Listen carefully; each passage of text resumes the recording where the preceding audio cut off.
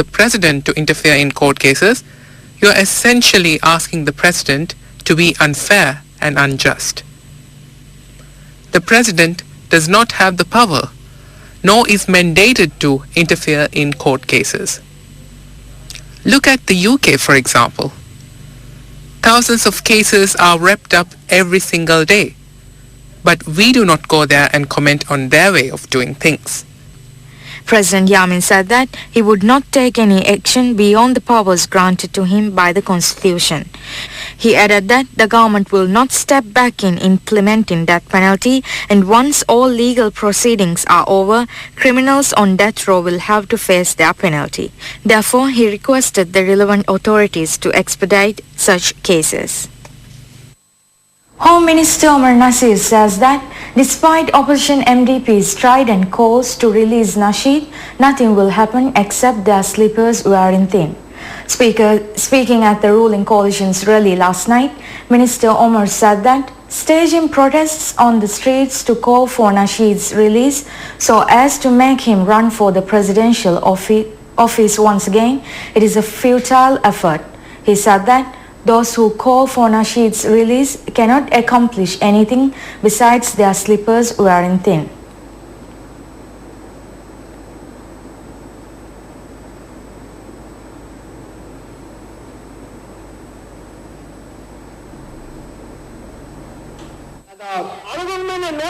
It wasn't us who arrested Judge Abdullah Muhammad.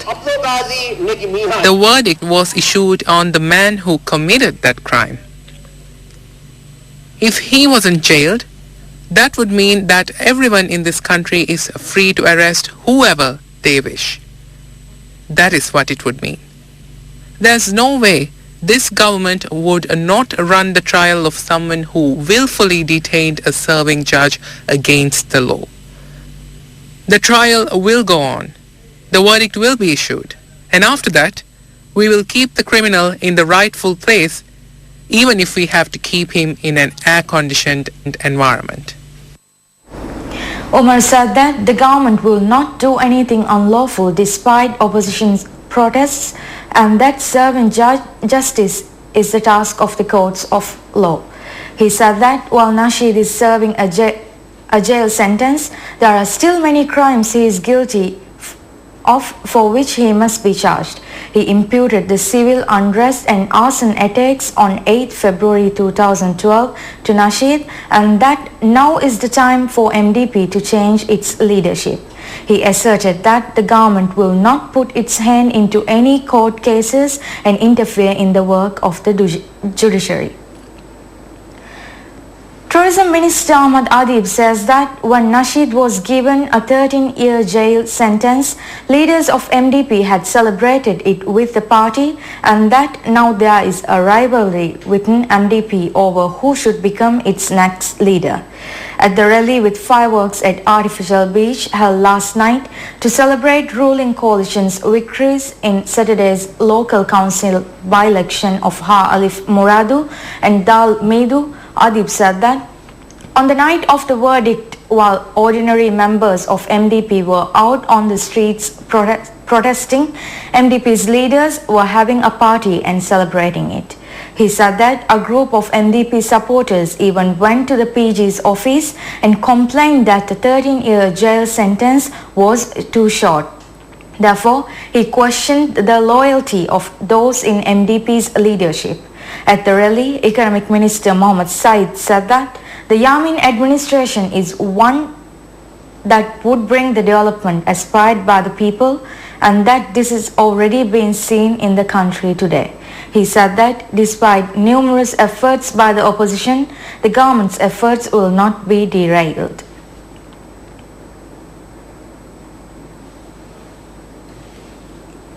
We'll take a short break and return in a few minutes.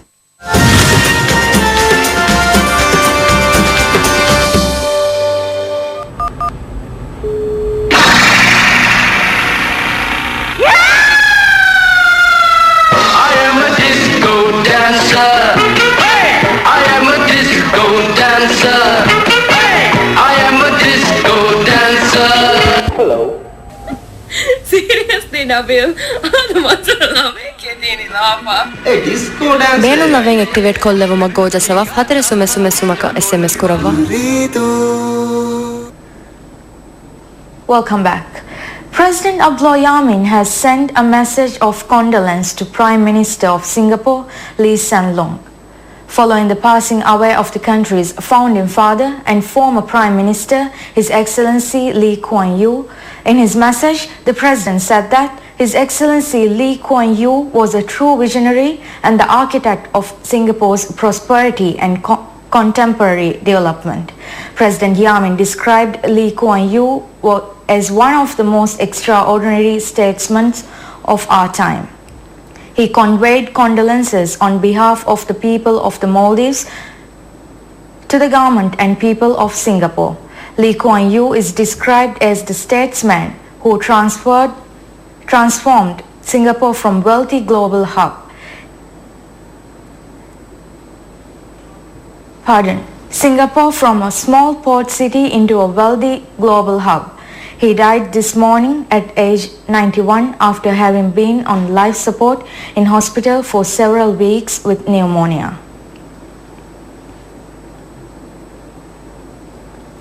Crimes reported to police in the first 2 months of this year have gone down to 21% relative to 2014. According to police, in 2014, 3,563 crimes were reported to police in the first 2 months, and the first 2 months this year, 2,785 cases were reported, signifying a 21% decrease. Police also highlighted that theft was the most common crime in both 2013 and 2014. In January and February last year, 1,065 cases of theft were reported to police, although the figure went down to 738 this year. According to police, overall crime rate has decreased this year. In order to curb criminal activity, police have been conducting training programs aimed at youth to keep them away from the world of crime. President Abdullah Yamin has appointed Ahmad Akram as a member of the Elections Commission. The appointment was made at a ceremony held at the President's office on Monday. Prior to the presentation of the letter of appointment, Akram took the oath of the office as a member of the Elections Commission before the High Court Judge Ali Samir. Akram's appointment was approved by Parliament's Independent Institutions Committee. His nomination received 53 votes in favour. Akram was appointed to EC due to the position being vacant following the expiration of the term of one member in November last year. Akram was previously holding the Deputy Secretary General's post in opposition NDP. He resigned from the position in November last year.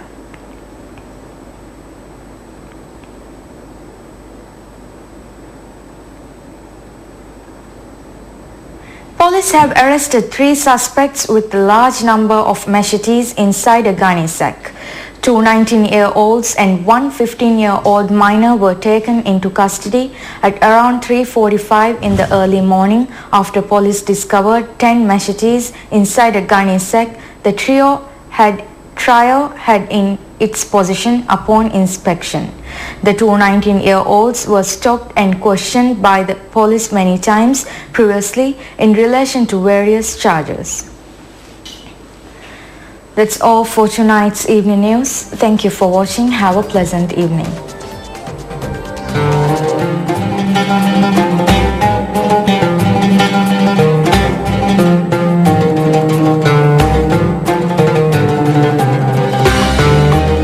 Balonu Tiagendoli, DTV.